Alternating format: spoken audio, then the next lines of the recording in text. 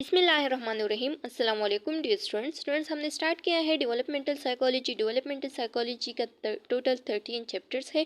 उस 13 चैप्टर्स में हमने तकरीबन 7 चैप्टर क्लियर किए हैं और आज हम चैप्टर नंबर 8 को पढ़ेंगे, जो कि हमारे साथ है adolescence.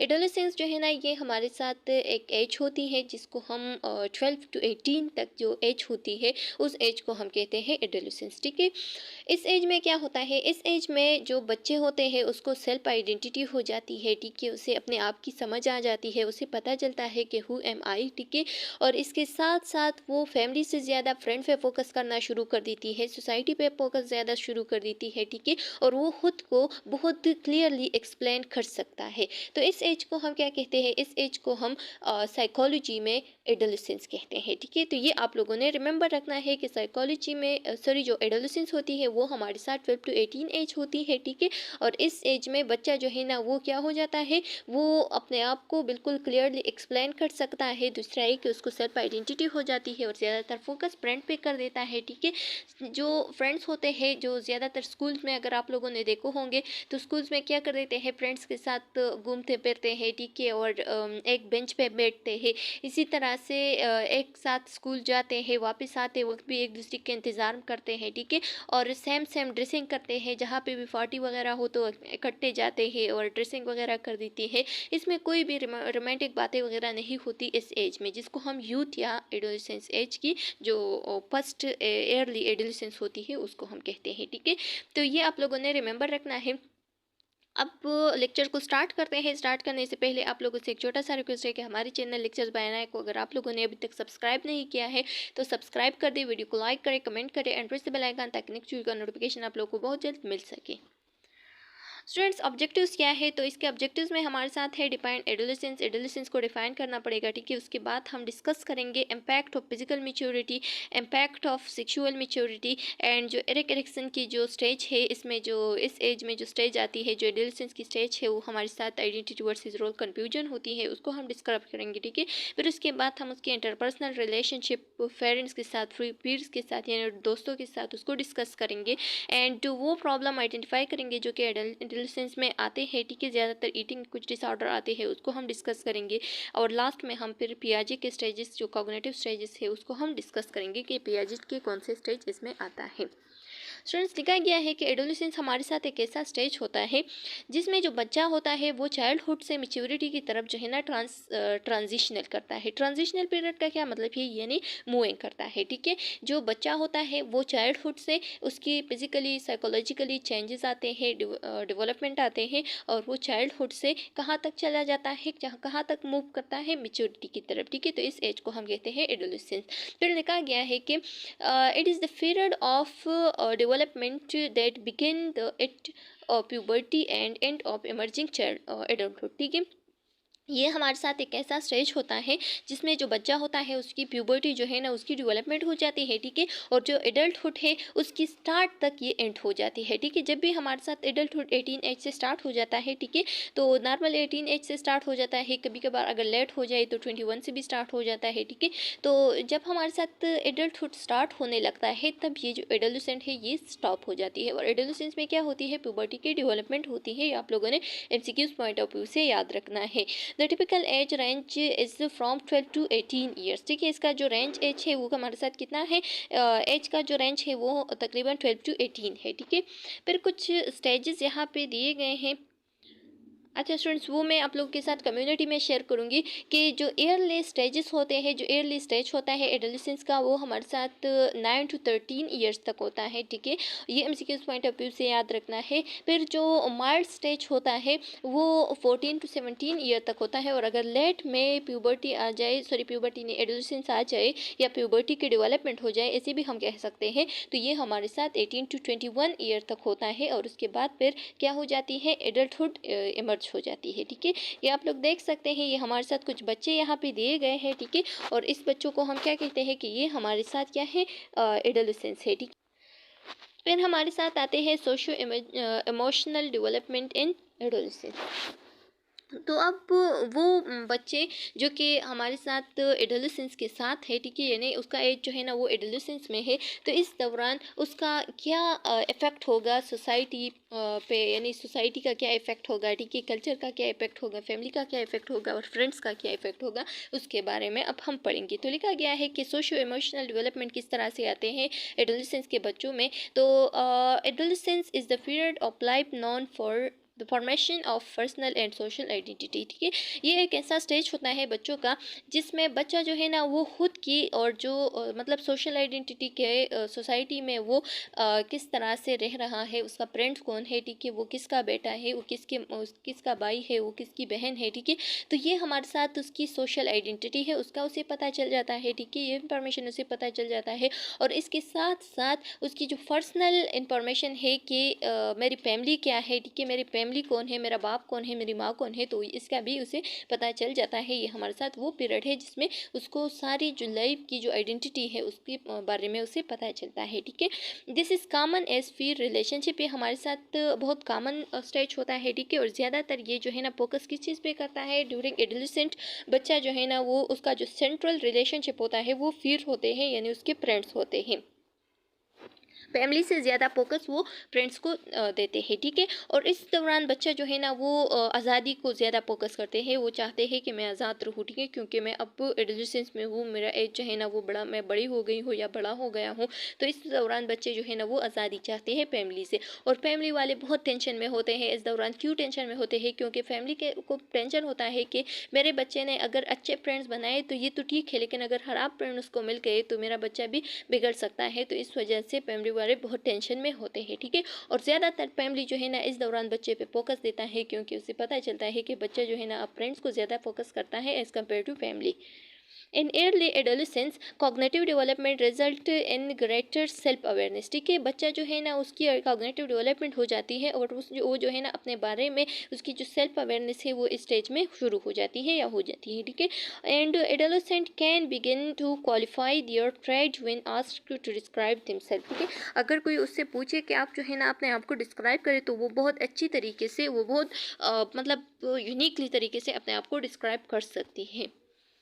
Culture and socio and societal influence on adolescence, adolescence के एज में जो बच्चे होते हैं उस पर अब कल्चरल या सोसाइटल क्या इफ़ेक्ट हो सकती है। तो ये इन्फ्लुएंस जो है ना ये हमारे साथ उसकी रिलेशनशिप पे मतलब उसकी रिलेशनशिप पे डिपेंड करता है।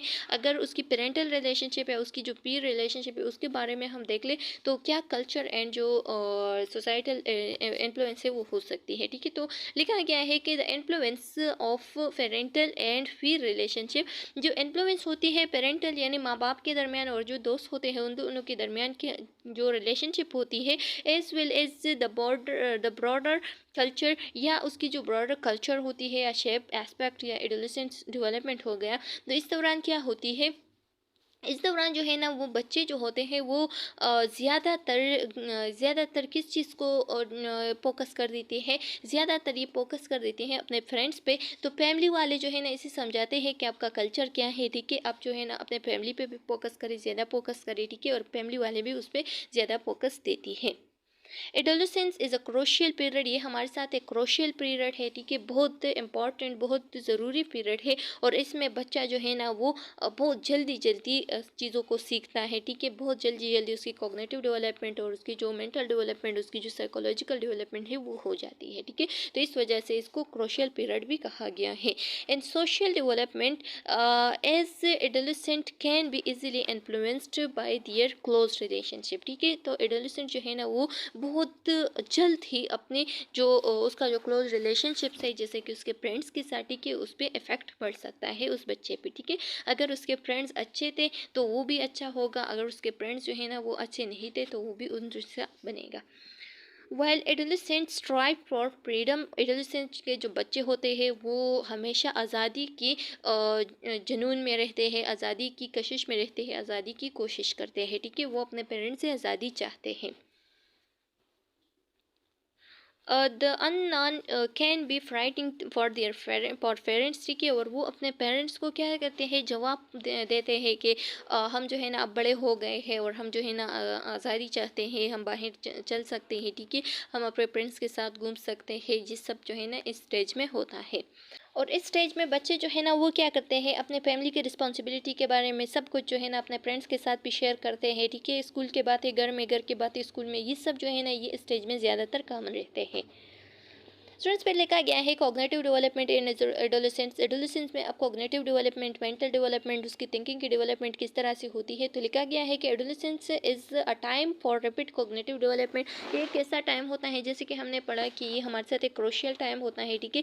तो इस दौरान जो है ना बच्चों का जो कॉग्निटिव डेवलपमेंट है वो बहुत रैपिडली, बहुत जल्दी जल्दी हो जाता है। Adolescent think more quickly. Adolescent जो है ना वो बच्चों के कंपेयर में बहुत ज़्यादा क्विकली थिंकिंग करता है, ठीक है। मतलब बहुत जल्दी से सोचता है, बहुत जल्दी उसके जहन में बातें आ जाती हैं। Processing speed improve sharply between age 5 and middle adolescent, ठीक है। ये प्रोसेस जो है ना, ये जो स्पीड की इम्प्रूवमेंट होती है, ये जो क्विकली थिंकिंग होती है, ये ज़्यादातर 5 एज से लेकर जो मिडिल एडोलेसेंस होती है, जैसे कि हमने बात की कि मिडिल एडोलेसेंस हमारे साथ कितने एज की होती है, जो कि 14 to 17 एज तक होती है, ठीक है। तो उस दौरान जो है ना ये बातें ज़्यादातर ये स्पीड इम्प्रूव वगैरह जो है ना ये ज़्यादातर इस एज में होती हैं। Adolescents are more likely to take risk than adult, ठीक है। और ये जो एडोलेसेंट स्टेज होता है ना, इसमें बच्चे जो है ना ज़्यादातर रिस्क टेकर होते हैं, ठीक है। बहुत जल्द रिस्क लेते हैं, क्योंकि वो सोचते नहीं है, ठीक है। वो अपने बुरे और अच्छे का ख्याल नहीं रखते, बल्कि जल्दी से रिस्क टेक करता है और हर एक चीज़ को जल्दी से कर देता है, ठीक है। जो एडल्टहुड होता है ना, फिर इसके बाद जो स्टेज होता है इसको भी हम डिस्कस करेंगे, ठीक है। तो उसमें क्या होता है, उसमें बच्चे जो है ना वो रिस्क टेक जल्दी से नहीं करता। क्यों? क्योंकि वो अपने अच्छे और बुरे का ख्याल रखते हैं, ठीक है। वो सोचते हैं कि कहीं ऐसा ना हो कि इस चीज़ में बाद में नुकसान हो जाए, ठीक है। तो ज़्यादातर रिस्क जो है ना वो नहीं लेते। लेकिन इस एज में जो एडोलेसेंस होता है, इसका जो स्पीड थिंकिंग होता है, तो इस वजह से ये लोग जो है ना जल्दी से रिस्क टेक करता है। अब हमारे साथ आता है फिजिकल चेंजेस ड्यूरिंग एडोलेसेंस। तो अगर हम गर्ल की फर्स्ट बात करें, फिर उसके बाद बॉयज़ की बात करेंगे, तो गर्ल्स में क्या क्या फिजिकली चेंजेस आते हैं ड्यूरिंग एडोलेसेंस। तो ये जो एडोलेसेंस एज होता है, ये ज़्यादातर अगर मतलब बहुत जल्दी स्टार्ट हो जाए, तो ये ज़्यादातर 10 to 11 एज में स्टार्ट हो जाती है, ठीक है। और अगर थोड़ा डिले हो जाए तो फिर 13 एज से भी स्टार्ट हो सकती है, और कभी कभार ऐसा भी हो सकता है कि 8 ईयर से स्टार्ट हो जाए, ठीक है। तो लेट भी होता है, इसमें माइल्ड भी होता है, और बहुत अर्ली भी हो सकता है ये एज स्टार्ट होना। फिजिकल चेंजेस इसमें क्या आती है, तो फिजिकल चेंजेस अगर प्यूबर्टी के अराउंड हम बात करें, तो जो गर्ल्स होते हैं उसमें ब्रेस्ट डेवलपमेंट होती है, ठीक है। और अब ये आप लोगों ने एमसीक्यूज पॉइंट ऑफ व्यू से याद रखना है कि एडोलेसेंस में गर्ल्स में क्या चेंजेस आते हैं। Change in body shape and height. जो बॉडी शेप है उसमें चेंजेस आते हैं, उसका फिजिक बनता है, ठीक है। और इसकी जो हाइट है वो इम्प्रूव होता है, ठीक है। और इसी तरह से ग्रोथ ऑफ प्यूबिक एंड जो बॉडी हेयर है, बॉडी हेयर हो गया, प्यूबिक हेयर हो गया, उसमें क्या आता है, उसमें मतलब ग्रोथ आ जाती है, ठीक है। द स्टार्ट ऑफ पीरियड जो मेंस्ट्रुएशन होता है उसकी स्टार्ट हो जाती है गर्ल्स में ड्यूरिंग एडोलेसेंस। तो ये आप लोगों ने एमसीक्यूज पॉइंट ऑफ व्यू से याद रखना है। अब अगर बॉयज़ की हम बात करें, तो बॉयज़ में क्या क्या फिजिकल चेंजेस आते हैं, तो ये ज़्यादातर बॉयज़ में ज़्यादातर अगर एयरली की हम बात करें, तो एयरली जो है ना ये हमारे साथ 11 और 12 ईयर्स में स्टार्ट हो जाता है, और कभी कभार यंग एज में भी स्टार्ट हो सकता है, यानी 9 ईयर्स से भी ये स्टार्ट हो सकता है एडोलेसेंस, ठीक है। और अगर लेट हो गया तो तब एडोलेसेंस जो है ना वो 14 ईयर्स से स्टार्ट हो सकता है। तो इसका मतलब ये है कि 9 to 14 ईयर्स में जो एडोलेसेंस है वो बॉयज़ में स्टार्ट हो सकता है। तो ये एज रेंज जो है ना आप लोगों ने एमसीक्यूज पॉइंट ऑफ व्यू से याद रखना है। फिर उसके बाद जो फिजिकल चेंजेस आते हैं बॉयज़ में ड्यूरिंग एडोलेसेंस, तो कौन कौन से हैं, जो जेनिटल ऑर्गन्स है उसमें ग्रोथ होना, ठीक है। इसके साथ साथ उसकी shape and body shape and height जो है ना उसमें चेंजेस आना, and growth of body, body में ग्रोथ, जो बॉडी की हेयर से उस पर ग्रोथ होना, ठीक है। एंड फेशियल हेयर जो है ना, दाढ़ी वगैरह निकल आना, एंड इसके साथ साथ उसका जो वॉइस होता है वो डीप हो जाता है इस ईयर में, ठीक है। जो एडोलेसेंस एज होता है उसमें वॉइस का जो वॉइस है वो डीप हो जाता है। स्टूडेंट्स फिर हमारे साथ आते हैं एरिक एरिक्सन की स्टेजेस। एरिक एरिक्सन की कौन कौन से स्टेजेस शामिल है ड्यूरिंग एडोलेसेंस। तो लिखा गया है कि Erikson stages of psychosocial development. जो एरिक्सन है उसने साइको सोशल डेवलपमेंट के कुछ स्टेजेस पेश किए थे, ठीक है। तो उसमें जो चिल्ड्रन के बारे में थी, जो इन्फेंट्स की थी, जो कि स्कूल एज की थी, जो प्री स्कूल एज की थी वो हमने ऑलरेडी डिस्कस किया है, ठीक है। वो आप लोग हमारे चैनल के प्लेलिस्ट जो डेवलपमेंटल साइकोलॉजी है वहाँ पे प्रेजेंट है, वहाँ से आप लोग देख सकते हैं। लेकिन इसमें आज जो हम बात करेंगे वो हमारे साथ होगी जो during which stage, during adolescence जो एरिक एरिक्सन की स्टेजेस है उसके बारे में पढ़ेंगे। तो लिखा गया है कि if children do not learn to get along with other और have negative experience at home और अदर पीयर्स, अगर चिल्ड्रन जो है ना जो कि एडोलेसेंस के एज में होता है, अगर उसने जो मतलब जो एडोलेसेंस से पहले होता है, ठीक है, तो उस एज में अगर चिल्ड्रन जो है ना उसको सही से रिस्पांस न मिल जाए फैमिली की तरफ से, अपने दोस्तों की तरफ से, उसे रिजेक्शन मिल जाए हमेशा हमेशा के लिए, तो तब क्या हो सकती है, उसकी नेगेटिव एक्सपीरियंस हो सकती है। तो जब वो एडोलेसेंस में एंटर होगा, जब एडोलेसेंस एज आ जाएगा बच्चे की, तो उसमें इन्फीरियरिटी कॉम्प्लेक्स जो है ना वो डेवलप हो जाती है, ठीक है। और फिर बाद में जो एडल्टहुड है उसमें भी इन्फीरियरिटी कॉम्प्लेक्स ही डेवलप होगी, ठीक है। एडोलेसेंस में उसमें रोल कन्फ्यूजन भी आ जाती है, ठीक है। और अगर उसकी जो टास्क है वो कंप्लीट हो जाए, ठीक है, और उसका जो मतलब जो स्टेजेस है वो पॉजिटिव की तरफ चले जाए, जो पहले स्टेजेस थे जो इन्फेंट जो infancy during preschool school age, तो तब जो है ना बच्चा जो है ना वो आइडेंटिटी की तरफ भी चला जा सकता है, ठीक है। बच्चे को इस स्टेज में पता चलता है कि हु एम आई, ठीक है। और इसके बाद जो उसकी जो सेंस डेवलपमेंट है वो हो जाती है, ठीक है, उसकी सेल्फ अवेयरनेस आ जाती है इस स्टेज में, और अपने लाइफ के बारे में वो शेयरिंग के लिए रेडी हो जाता है, ठीक है।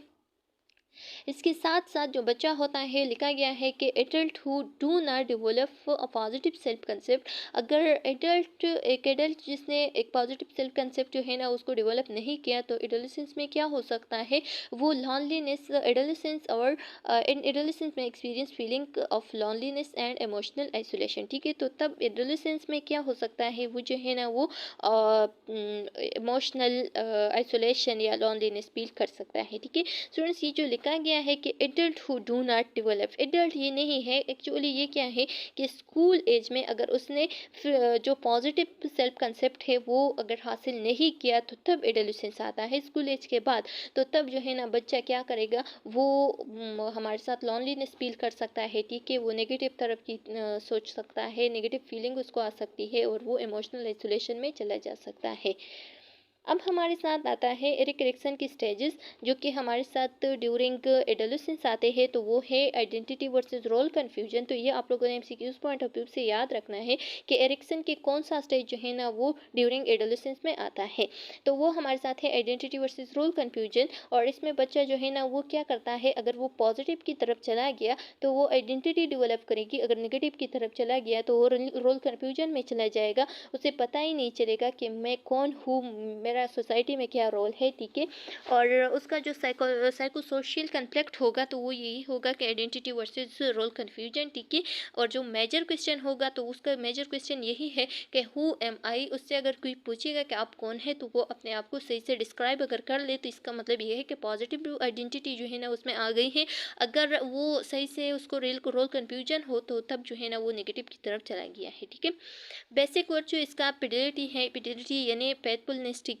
और जो इम्पॉर्टेंट इवेंट है वो है सोशियो रिलेशनशिप, यानी जो फ्रेंड्स है उसको ज़्यादातर फोकस देना। प्रॉब्लम क्या हो सकते हैं ड्यूरिंग एडोलेसेंस, तो कुछ प्रॉब्लम्स है यहाँ पे। 3 डिसऑर्डर दिए गए हैं। एक हमारे साथ है डिस्ट्रप्टिव इम्पल्सिव कंट्रोल या कंडक्ट डिसऑर्डर। ये जो डिस्ट्रप्टिव डिसऑर्डर है इसको हम इम्पल्सिव कंट्रोल डिसऑर्डर भी कहते हैं एंड कंडक्ट डिसऑर्डर भी कहते हैं, ठीक है। ज़्यादातर जो कॉमनली इसका नेम यूज़ होता है तो वो हमारे साथ कंडक्ट डिसऑर्डर है, तो इसको हम पढ़ेंगे। फिर उसके बाद हम पढ़ेंगे attention deficient hyper activity disorder को, जिसको हम ADHA कहते हैं, ठीक है, HD कहते हैं। एंड जो हमारे साथ ईटिंग डिसऑर्डर है उसको भी हम डिस्कस करेंगे कि एडोलेसेंट के एज में कौन कौन से ईटिंग डिसऑर्डर्स आते हैं। जो कंडक्ट डिसऑर्डर है या जो डिस्ट्रप्टिव डिसऑर्डर है या जो इम्पल्सिव डिसऑर्डर है, एक ही चीज़ है, ठीक है।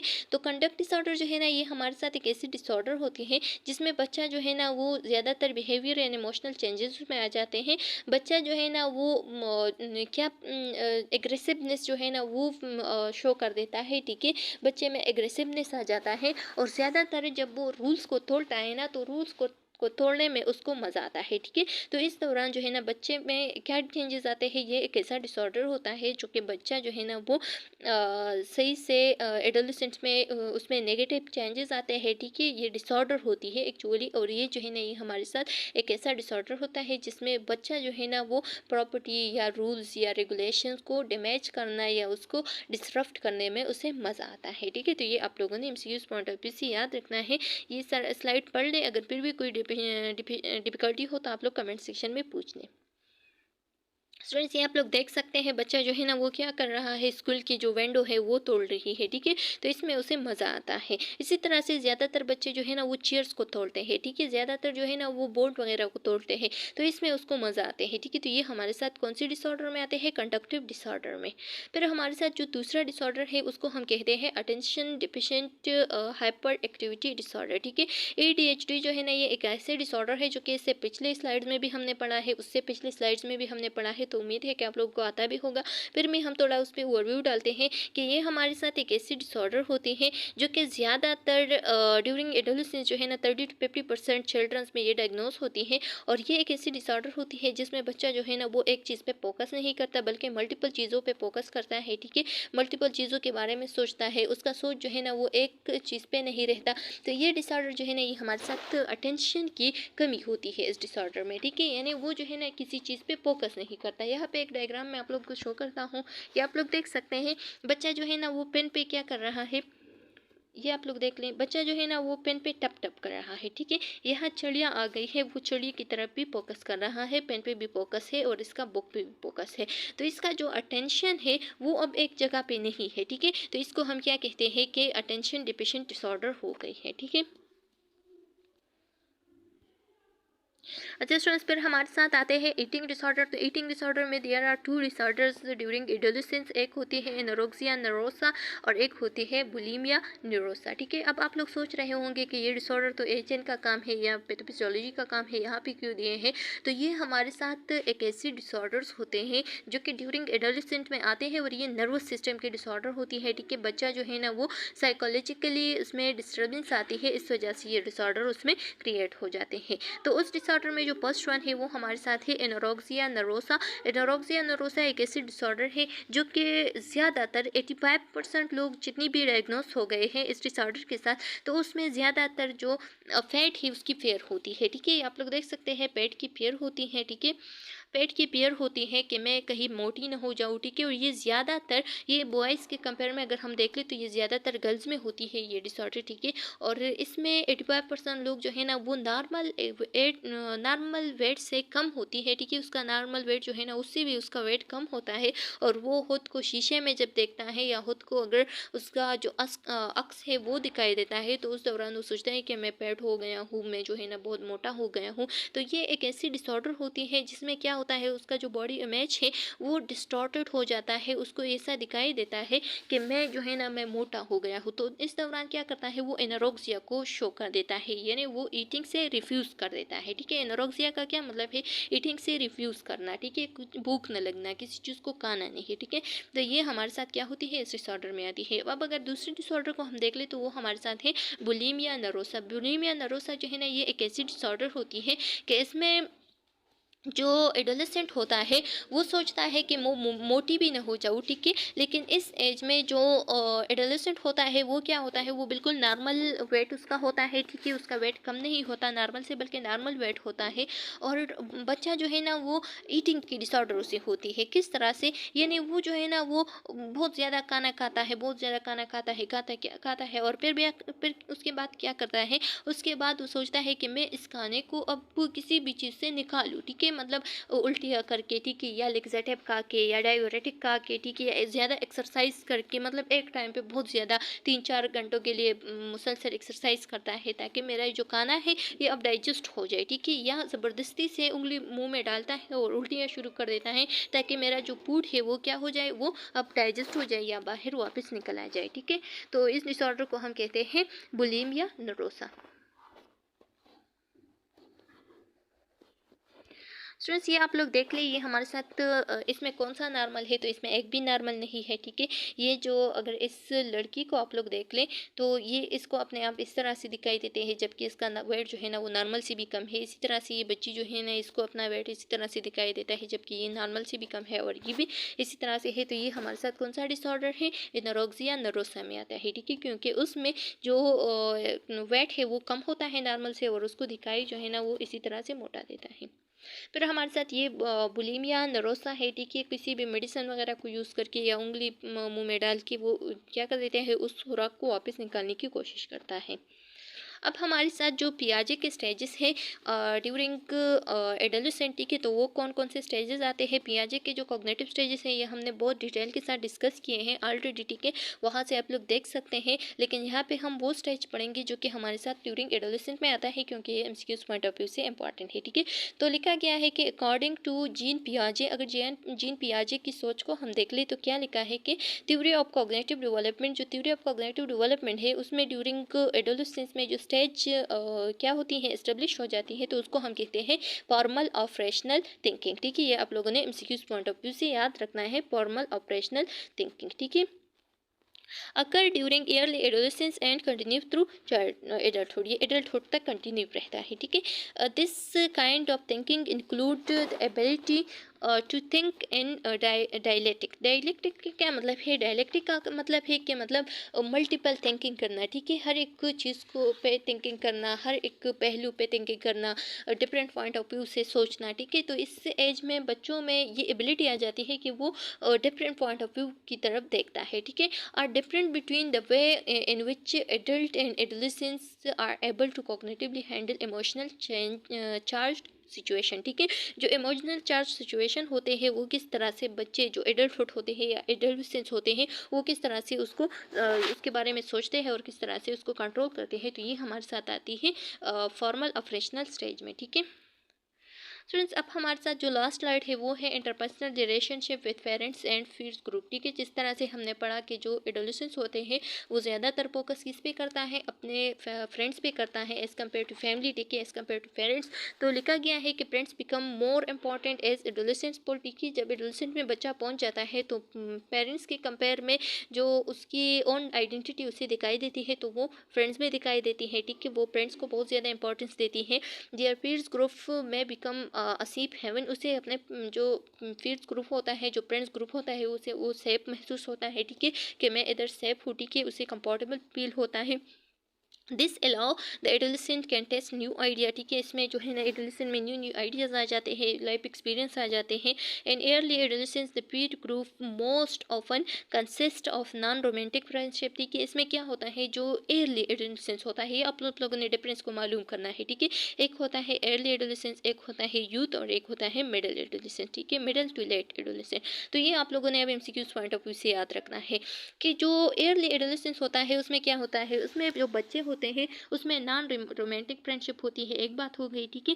इसमें जो बच्चे होते हैं वो अपने लिए गैंग्स बनाते हैं, ग्रुप्स बनाते हैं, क्लब्स बनाते हैं। ये किस तरह से, मतलब बच्चे जो है ना वो स्कूल में, जैसे कि आप लोगों ने के अभी ये स्टेज गुजर गया है, ठीक है, और आप लोग क्या करते थे कि अपने लिए कुछ ग्रुप्स बनाते थे, अपने जो जैसे कि मतलब फ्रेंड्स फॉर एवर, ठीक है, इसी तरह से ग्रुप्स बनाते हैं और कॉलेज में उसके नाम से फिर वो लोग जो है ना उसे पुकारते हैं, ठीक है, अपने लिए एक आइडेंटिटी बनाते हैं कॉलेज में, स्कूल में, ठीक है।